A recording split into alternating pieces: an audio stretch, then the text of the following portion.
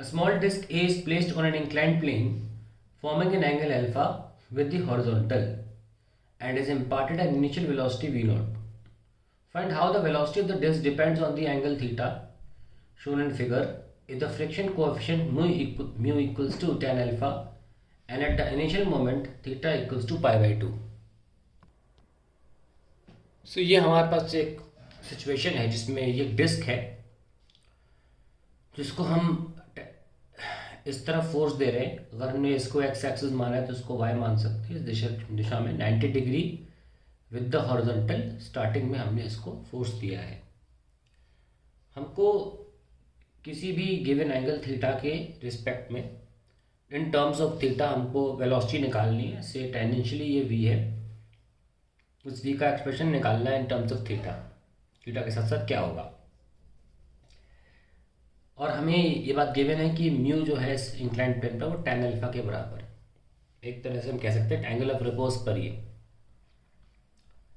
सो पहले एक बात देख लेते हैं कि जब तक हमने इस पर फोर्स नहीं लगाया है डिस्क पर, तब तक फ्रिक्शन जो होगा वो टेंडेंसी ऑफ मोशन, जो रिलेटिव मोशन है उसके अगेंस्ट लग रहा होगा, यानी कि फ्रिक्शन इधर लग रहा होगा. अभी तक कोई मोशन नहीं हो रहा क्योंकि हमने फोर्स नहीं लगाया, हमने इसको मूव नहीं किया है.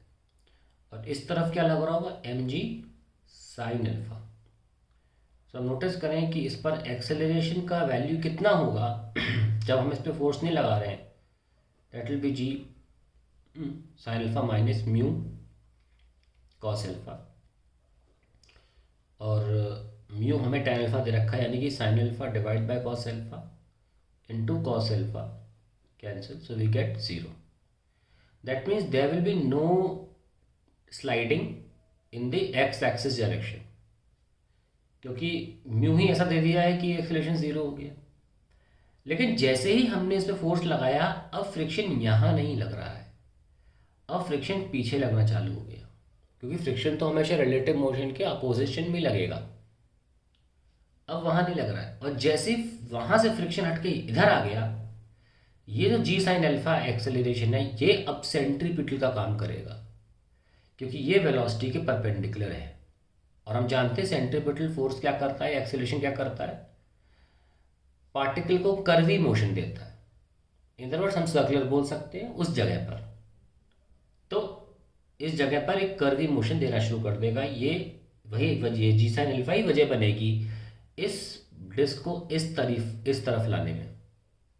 तो आई होप ये बात क्लियर होगी. पहली बात तो कि ये कर्व कर ही क्यों रहा है. जब तक हमने फोर्स नहीं लगाया फ्रिक्शन इधर लग रहा था, जैसे ही फोर्स इधर लगाया फ्रिक्शन इधर लगने लगा. अब उधर कुछ नहीं है, अब फ्रिक्शन इधर है. हालांकि फ्रिक्शन अभी भी एक इंक्लाइंड प्लेन पर है, तो फ्रिक्शन की वैल्यू जो होगी वो म्यू एन ही होगी, और वो होगी mu m g cos alpha के बराबर होगी वही. लेकिन डायरेक्शन किधर होगी, इधर. और अब जी साइन अल्फा को अकेला मौका मिल गया है इसके डायरेक्शन को एक कर्वी मोशन देने में. अब अगर हम इस सिचुएशन में आए, इस जगह पर आए, अगर हम किसी भी एंगल थीटा पर इस सिचुएशन में आए, तो ये टेंडेंसी ऑफ मोशन या वेलोसिटी इधर है, तो फ्रिक्शन लग रहा होगा इस डायरेक्शन में, और फ्रिक्शन का एक कंपोनेंट लग रहा होगा इस दिशा में. ठीक है. और ये हमारे पास तो हमेशा एम जी साइन अल्फा है ही इस डायरेक्शन में, ये वाला जी साइन अल्फा. तो हम क्या करेंगे, इस रैंडम सिचुएशन में हम ए एक्स और टेंजेंशियल डायरेक्शन का एक्सेलरेशन निकालेंगे. पहले हम acceleration in the x direction निकाल लेते हैं. इस एट थीटा, जब थीटा है angle with the x axis direction, तब ए एक्स की वैल्यू क्या होगी, it will be g sine alpha minus f cos theta.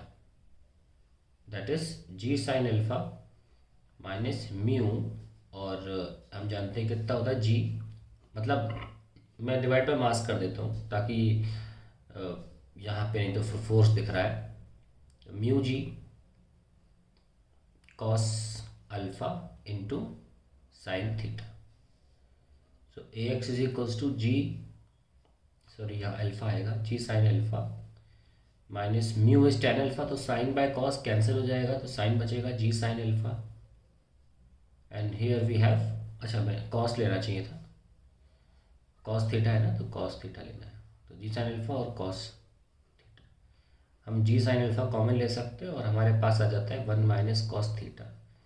as the acceleration in the x axis direction.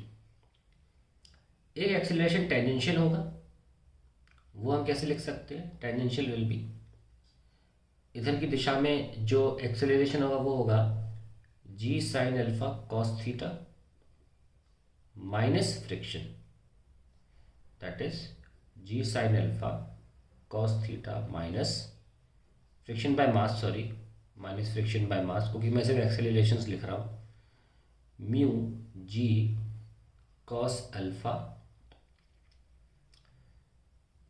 और म्यू को खोलना है हमें, जो खुलेगा sine alpha by cos alpha, तो कैंसिल हो जाएगा, बचेगा जी साइन अल्फा। सो यहीं पे हम जी साइन अल्फा कॉमन लेकर कॉस थीटा माइनस 1 हमारा टेंजेंशियल एक्सेलरेशन भी आ गया। So now we have acceleration the x direction as g sine alpha 1 minus cos theta and acceleration tangential direction as g sine alpha cos theta minus 1। What we see here that जो ax है वो minus at के बराबर है, और वैसे भी हमारा एक्सीलरेशन टेंजेंशियल डायरेक्शन में है वो नेगेटिव है, क्योंकि कॉस थीटा की मैक्सिमम वैल्यू क्या हो सकती है? वो 1 हो सकती है, उस पर वो 0 हो जाएगा, और मिनिमम क्या हो सकती है? 0, उस पर नेगेटिव हो जाएगा, तो ये 0 और नेगेटिव के बीच में रहेगा, यानी कि ये रिटार्डिंग होगा एक्सेलरेशन। ये एक्सेलरेशन बहुत से बहुत 0 हो सकता है या प्लस में ही रहेगा, ये एक्सेलरेटिंग एक्सेलरेशन है। तो मैग्नीट्यूड में सेम है, अगर मैग्नीट्यूड में सेम है तो हम कह सकते हैं इन सेम टाइम इंटरवल, मैं इसको थोड़ा डिवाइड करता हूँ, in same time interval I can say delta v x is equals to minus का delta v t, change in velocity in the x axis direction is equals to negative of change in velocity in the tangential direction. Now what is change in velocity in x axis direction? Starting में तो 0 थी, अब कुछ है, तो we can write final minus initial. Similarly tangential की भी लिख सकते हैं final minus initial. Finally tangential velocity तो हमें निकालनी है v, और initially it was v not, क्योंकि हमें v का एक्सप्रेशन ही तो निकालना है कि क्या हो जाएगा, वही v है, वही tangential acceleration is the required velocity we are requiring in this question. So we have now v x, और ये प्लस वहाँ ले लें तो इज इक्वल्स टू प्लस का v naught. Now if you see, if this is the v x direction,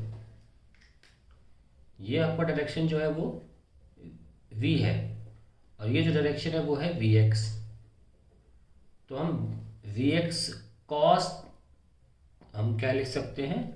we x cos theta को v लिख सकते हैं, ठीक है। मतलब अगर हम वी एक्स की जगह लिखें वी कॉस थीटा, सॉरी इस डायरेक्शन में हम लिखें, तो हमारा वी एक्स को रिप्लेस करके सिर्फ v लाया जा सकता है इस एक्सप्रेशन में। तो हम क्या लिखेंगे? वी एक्स की जगह पर लिखेंगे इस v का कॉम्पोनेंट होगा इधर, क्या लिखेंगे? v cos theta plus v equals to v naught, and finally we have got the answer which we are requiring velocity. मैं इस बॉक्स में लिख देता हूँ यहाँ पे, ध्यान से देखिएगा दैट v कॉमन ले लें तो we got the answer 1 plus cos theta. So अगर हम बात करें कि थीटा जब 90 रखेंगे तो v बराबर वी नॉट ही था, आप देख सकते हैं यहाँ पे, और जब थीटा को 0 रखेंगे, जब थीटा की वैल्यू 0 हो जाएगी, तब v आंसर आ जाएगा v नॉट बाय 2। तो थीटा जब 0 रखा जाए, जब ये पैरेलल हो जाएगा, मतलब घूमते घूमते एक पॉइंट ऐसा आएगा जब हल्के से टाइम के लिए पैरेलल होगा, तब आपका जो वेलोसिटी है वो इनिशियल वेलोसिटी का हाफ हो जाएगा। So that is how we come to the answer to this question.